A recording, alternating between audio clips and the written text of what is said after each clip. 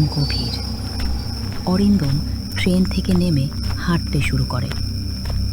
স্টেশনটা একেবারে ফাঁকা, কোথাও কাউকে দেখা যাচ্ছে না। প্ল্যাটফর্মে ঝিঝি পোকার ডাক ও তার হাঁটার শব্দ ছাড়া আর কিছু শোনা যাচ্ছে না।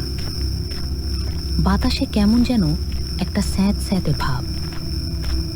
প্ল্যাটফর্মের চারদিক মরচে ধরা লোহা ও পচা কাঠের গন্ধে ভরা।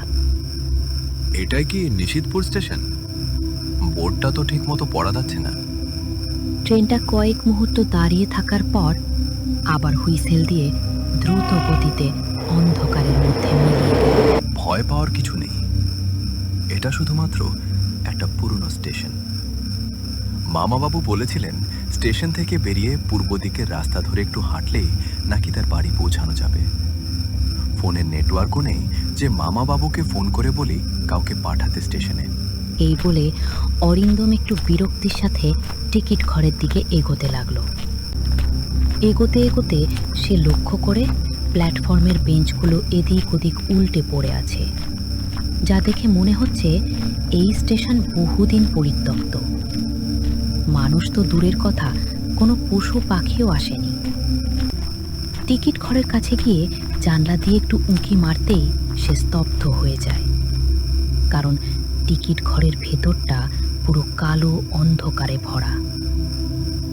অরিন্দম একটু ভয়ে ভয়ে ডাক দেয়, শুনছেন? কেউ আছেন? কেউ কি আছেন ভিতরে? মনে হয় কেউ নেই। অযথা ডেকে কাজ নেই। এত রাতে এখানে না এসে কাল সকালে আসলেই বোধহয় ভালো হতো। কিন্তু মামাবাবু বলেছিলেন আজ রাতের ট্রেন ধরেই আসতে। আর উনি এটাও বলেছিলেন যে যদি কেউ নাম ধরে পিছন থেকে ডাকে তাহলে সাড়া না দিতে, সে যতই পরিচিত গলা হোক না কেন। কিন্তু তিনি এমনটা কেন বললেন? চোর ডাকাত আছে নাকি এখানে? ঠিক তখনই হঠাৎ এক অদ্ভুত শব্দ শোনে অরিন্দম। শব্দটা ট্রেন লাইনের ওপার থেকে আসছে। অরিন্দম একটু ভালো করে শোনার চেষ্টা করে এবং সে বুঝতে পারে শব্দটা আসলে লোহার সাথে লোহার আঘাত করার শব্দ। কেউ যেন আছে ওখানে, যে ধীরে ধীরে ট্রেন লাইনে কিছু একটা দিয়ে আঘাত করছে, খানিকটা হাতুড়ি মারার মতো। অরিন্দম একটু ঘাবড়ে যায় এবং চিৎকার করে প্রশ্ন করে, কে ওখানে? কোনো উত্তর এলো না। চারিদিক আবার স্তব্ধ হয়ে যায়। অরিন্দম আবার টিকিট ঘরের মধ্যে মুখে মারে এবং একটু উঁচু গলায় প্রশ্ন করে, কেউ আছেন? আমার একটু সাহায্য দরকার। কে কে তুমি?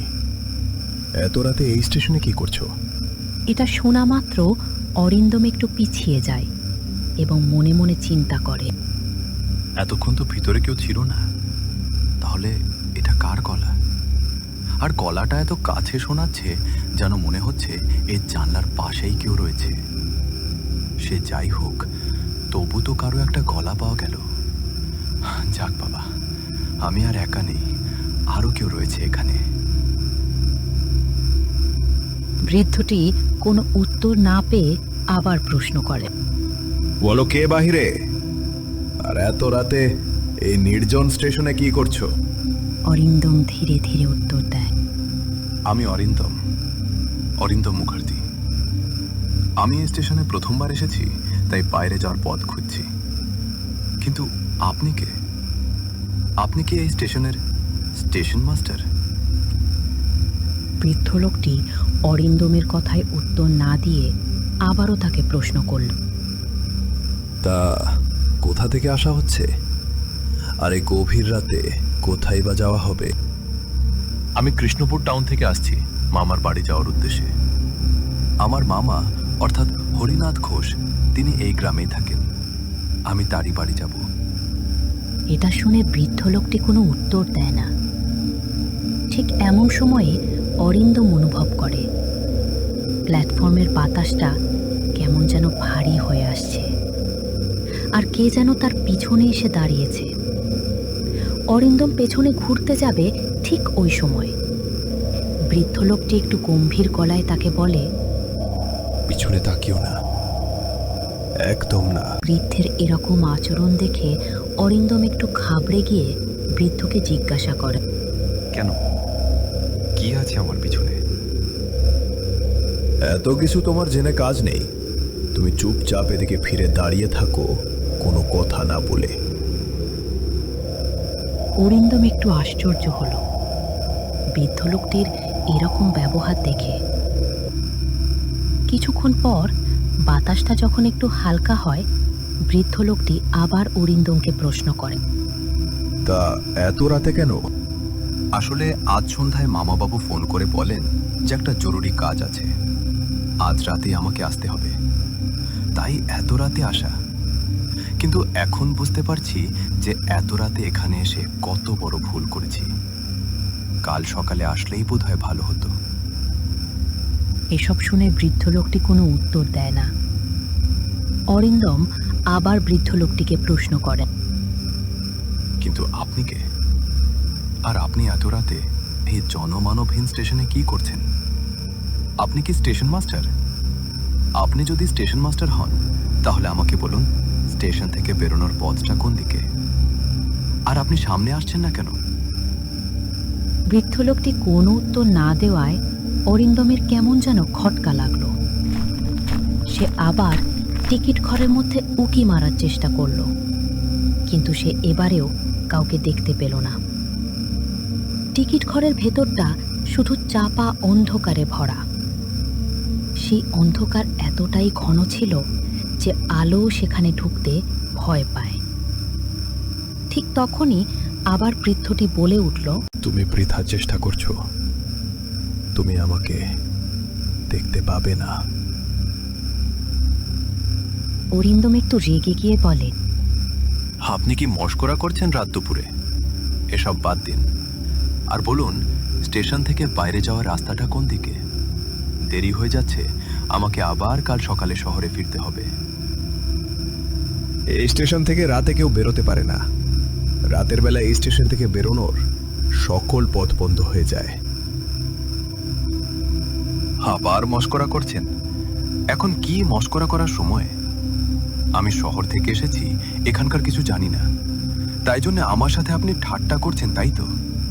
আমাকে ভয় দেখানোর চেষ্টা করছেন? তোমাকে ভয় দেখিয়ে বা তোমার সাথে ঠাট্টা করে আমার কি লাভ? যেটা সত্যি আমি শুধু সেটা বলছি। বিশ্বাস করা বা না করা তোমার ব্যাপার। কেন কেন কেউ বেরোতে পারে না? এখানে কি কোনো ভূতদূত আছে নাকি? বৃদ্ধ লোকটি কোনো উত্তর দেয় না। অরিন্দম একটু বিরক্তির সাথে বলে, সে যাই থাকুক, আমার তা জেনে লাভ নেই। ওসব আমি বুঝে নেব। আপনি শুধু বলুন বেরোনোর পথটা কোন দিকে? এই স্টেশনের শেষ প্রান্তে গেলেই বাইরে বেরোনোর পথ দেখতে পাবে, কিন্তু রাতে সেই পথ দেখা যায় না। আপনি আবার শুরু করলেন। ঠিক আছে, ওই পথ রাতে দেখা যায় নাকি দিনে দেখা যায় ওসব আমি বুঝে নেব। আপনাকে অসংখ্য ধন্যবাদ। এবার আমি আসি। এই বলে অরিন্দম স্টেশনের শেষ প্রান্তের দিকে হাঁটতে শুরু করে। কিন্তু টিকিট ঘর ছাড়ার আগে বৃদ্ধ লোকটি তাকে একটি কথা বারবার বলছিল, যাচ্ছ যাও, কিন্তু আমার একটা কথা মনে রেখো। যাই হয়ে যাক না কেন, যদি কেউ তোমাকে পিছন দিক থেকে ডাকে, সে যতই তোমার পরিচিত হোক না কেন, সে যতই তোমার আপন হোক না কেন, পিছনে তো ফিরবেই না এবং তার কোনো কথার উত্তরও দেবে না। অরিন্দম হাঁটতে হাঁটতে বৃদ্ধের বলা কথাগুলি মনে মনে চিন্তা করছিল। আচ্ছা, বৃদ্ধ লোকটি বারবার পিছনে ফিরতে বা কেউ ডাকলে সাড়া দিতে মানা করছিল কেন? আর এই একই কথা মামাবাবুও বলছিলেন ফোনে। স্টেশন থেকে বেরোনোর সময় বা স্টেশনের মধ্যে যদি কেউ পিছন থেকে ডাকে তাহলে সাড়া দিবি না, চুপচাপ সামনের দিকে তাকিয়ে হাঁটবি। কিন্তু এতবার করে সাবধান করার কারণ কি? এই বলে অরিন্দম একটু দ্রুত হাঁটতে লাগলো। কিন্তু সে একটা জিনিস কিছুক্ষণ ধরে লক্ষ্য করছে, এই স্টেশনটাতে একটাও আলো নেই। আর সে যে ট্রেনটা করে এসেছে সেই ট্রেনটা ছাড়া আর অন্য কোনো ট্রেন এখনো অবধি দাঁড়ায়নি এই স্টেশনে। কিন্তু অরিন্দম এইসব জিনিসকে পাত্তা না দিয়ে হাঁটতে থাকে। সে মনে মনে নিজেই নিজেকে এখানে আসার জন্য বকাবকি করতে থাকে। ঠিক সেই মুহূর্তে হঠাৎ পিছন থেকে তার কানে ভেসে এলো এক শিশু কণ্ঠ। দাদা, অরিন্দম একটু থমকে দাঁড়িয়ে পড়ে, কিন্তু সে পিছনে ফেরে না। অরিন্দম পিছনে না ফিরেই একটু মন দিয়ে শোনার চেষ্টা করে। আবার সেই শিশু কণ্ঠ, কিন্তু এবার সেটা আরো কাছে শোনাচ্ছে। দাদা, এই দাদা, একটু পিছনে ঘর, দেখ আমার দিকে। কি রে, ওই দাদা? অরিন্দম মনে মনে ভাবতে লাগলো, আমি কি ঠিক শুনছি? এটা তো আমার বোন রিমির গলা মনে হচ্ছে। কিন্তু রিমি এখানে আসবে কি করে? রিমি তো শহরে রয়েছে। তাহলে কে ডাকছে পিছন থেকে? অরিন্দম খানিকক্ষণ একই জায়গায় স্তব্ধ হয়ে দাঁড়িয়ে থাকে। হঠাৎ তার মনে পড়ে যায় বৃদ্ধ লোকটার কথা। যতই আপনজন ডাকুক না কেন, উত্তর দেবে না। অরিন্দম ওই কণ্ঠকে পাত্তা না দিয়ে আবার এগোতে থাকে। কিন্তু সে 2-3 পা এগোতেই আবার এক নারীর কণ্ঠস্বর শুনতে পায় অরিন্দম। অরিন্দম, ওই অরিন্দম, একটু দাঁড়া, একটু পিছনে ঘর, আয় আমার কাছে। কোথায় যাচ্ছিস ওদিকে? আমি তো এখানে, আয় বাবা আমার কাছে। অরিন্দম ওখানেই থমকে দাঁড়িয়ে পড়ে। এবার অরিন্দমের ভয় করতে শুরু করেছে, কারণ এবার যে নারী কণ্ঠস্বর শুনতে পেয়েছে অরিন্দম, সেটা তার মায়ের কণ্ঠস্বর। অরিন্দম মনে মনে ঠাকুরের নাম জপ করতে শুরু করে। হে ভগবান, হে তুমি কোন বিপদে ফেললে আমাকে? এটা তো মায়ের গলা, কিন্তু এটা কি করে সম্ভব? মা তো 2 বছর হলো মারা গেছে। তাহলে কে ডাকছে আমাকে মায়ের গলায়? না না, এটা সম্ভব না। এবার অরিন্দম প্রচণ্ড ভয় পেয়ে যায় এবং সে আরও দ্রুত হাঁটতে শুরু করে, যাতে তাড়াতাড়ি স্টেশন থেকে বাইরে বেরোতে পারে। সে যত হাঁটছে তার মনে হতে থাকে কেউ যেন তাকে অনুসরণ করছে। অরিন্দম সেসব পাত্তা না দিয়ে এগোতে থাকে। কিছুক্ষণ পর সে স্টেশনের শেষ প্রান্তে এসে পৌঁছায়। সে কালো ঘন অন্ধকার ছাড়া আর কিছু দেখতে পাচ্ছে না। অরিন্দম একটু রেগে যায় বৃদ্ধ লোকটার ওপর, আর মনে মনে গালাগাল দিতে থাকে। তার মানে পুরোটা মিথ্যে কথা বলেছে আমাকে। এখানে তো কোনো বাইরে যাওয়ার পথ নেই। দাঁড়াও, দেখাচ্ছি মজা। আমার সাথে মস্করা করা হচ্ছে। এই বলে অরিন্দম আবার টিকিট ঘরের সামনে গিয়ে দাঁড়ায় এবং বৃদ্ধ লোকটিকে ডাকাডাকি করে। অনেকক্ষণ ডাকাডাকি করার পরেও কোনো উত্তর না পাওয়ায় সে আবার জানলা দিয়ে উঁকি মারে, কিন্তু সেখানে কালো অন্ধকার ছাড়া আর কিছু দেখতে পায় না অরিন্দম। এবার সে দরজার সামনে যায়। দরজার সামনে গিয়ে সে হতবাক হয়ে দাঁড়িয়ে থাকে, কারণ সেখানে একটি বহু পুরনো তালা ঝুলছে, যা দেখে মনে হচ্ছে বহুদিন সেই তালা খোলা হয়নি। অরিন্দম একটু পিছোতে পিছোতে বলল, তালা দেখে মনে হচ্ছে বহুদিন এই ঘর বন্ধ। কিন্তু আমি তো এইমাত্র এই ঘরের মধ্যে থাকা একজনের সাথে কথা বলে গেলাম। গলা শুনে যা মনে হচ্ছিল ওনার বয়স আনুমানিক 70-এর বেশি হবে। তাহলে আমি এতক্ষণ কার সাথে কথা বলছিলাম? অরিন্দম এই সব ভাবনা চিন্তা করছিল। ঠিক তখনই আবার সেই বৃদ্ধ লোকটার কণ্ঠস্বর শুনতে পায় অরিন্দম, কিন্তু এইবার আগের থেকে ভারী ও কেমন যেন ফ্যাস ফেসে শোনাচ্ছে গলাটা। অরিন্দম, ভয় পেলে নাকি? বলেছিলাম না তুমি আমাকে দেখতে পাবে না, কারণ আমি আর জীবিত নেই। আমার নাম কালীপদ। আমি এই স্টেশনের স্টেশন মাস্টার ছিলাম। কিন্তু 2 বছর আগে এক ঝড় বৃষ্টির রাতে ট্রেনকে সিগন্যাল দিতে গিয়ে পা পিছলে রেল লাইনে পড়ে যাই, আর ট্রেনটা আমার উপর দিয়ে চলে যায়। এটাই সবাই জানে, কিন্তু আসল ঘটনা হলো, আমি যখন সিগন্যাল দিতে আসি তখন প্রায় মাঝরাত। হালকা তন্দ্রায় আমি প্ল্যাটফর্মে এসে দাঁড়াই। ট্রেন তখনও প্ল্যাটফর্মে ঢোকেনি। ঠিক এমন সময় কে যেন পিছন থেকে আমার নাম ধরে ডাকে। হরিপদ, হরিপদ। আমিও পিছনে ফিরি, কিন্তু কিছু বুঝে ওঠার আগেই কে যেন এসে আমাকে ধাক্কা মেরে রেল লাইনে ফেলে দেয়। ঠিক সেই মুহূর্তে ট্রেনটাও দ্রুত গতিতে এসে আমার উপর দিয়ে চলে যায়। তারপর থেকে যারা যারা স্টেশনের দায়িত্বে স্টেশন মাস্টার হয়ে এসেছে, তাদের সবাই কিছু না কিছু অদ্ভুত জিনিসপত্র অনুভব করেছে। কেউই একদিনের বেশি থাকতে পারেনি এই স্টেশনে। কিন্তু তুমি ভয় পেও না, আমি তোমার কোনো ক্ষতি করব না। আমি শুধু সাবধান করতে এসেছি। সাবধান করতে মানে? কিসের বা কার থেকে সাবধান করতে এসেছেন? এখানে যে রয়েছে তার থেকে সাবধান করতে এসেছি। কে রয়েছে এখানে? কার কথা বলছেন? খুলে বলুন আমাকে, আমি কিছু বুঝতে পারছি না যে। তার কথা আমি তোমাকে বলতে পারবো না। শুধু একটা কথা মনে রেখো, কেউ ডাকলে উত্তর দেবে না আর পিছনে তাকাবে না।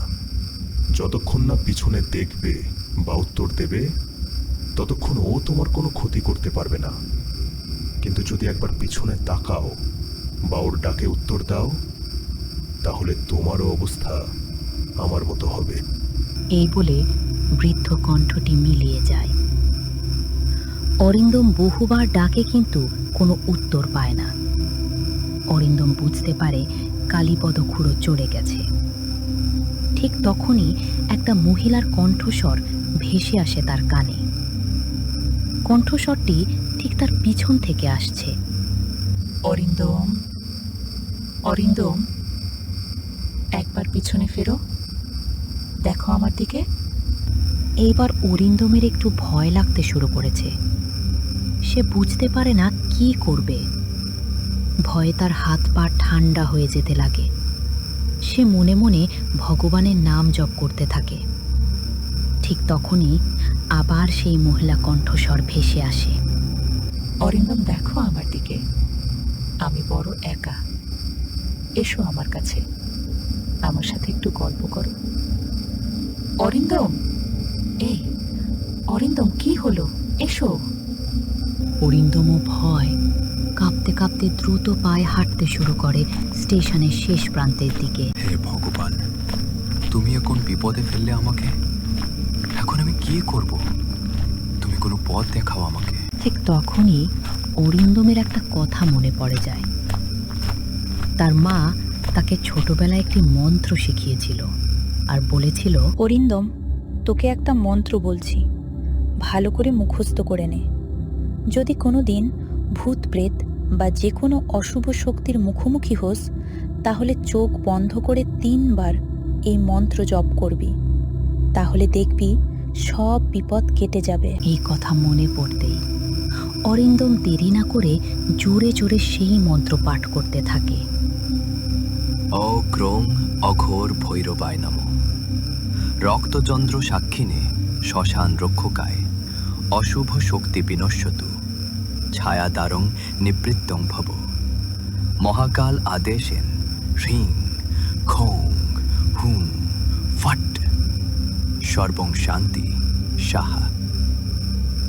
3 বার মন্ত্রপাঠ হওয়ার পর অরিন্দম লক্ষ্য করে বাতাসে ভারী ভাবটা এখন আর নেই।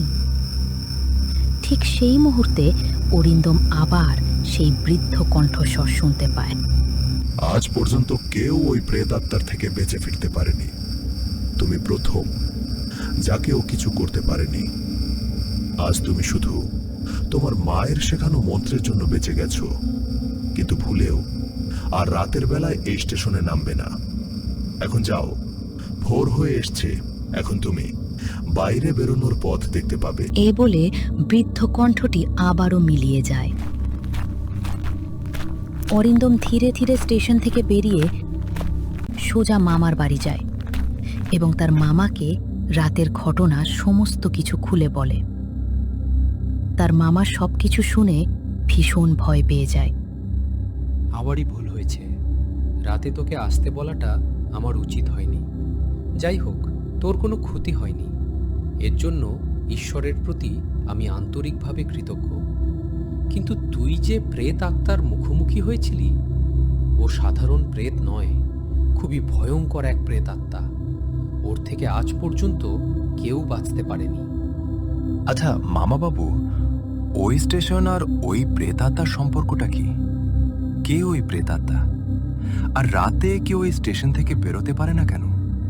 স্টেশনের রহস্যটা কি? কেন ওই প্রেতাত্মা সবাইকে পেছন থেকে ডাকে আর সাড়া দিলেই মেরে ফেলে? একটু খুলে বলবেন, আমি সবটা জানতে চাই।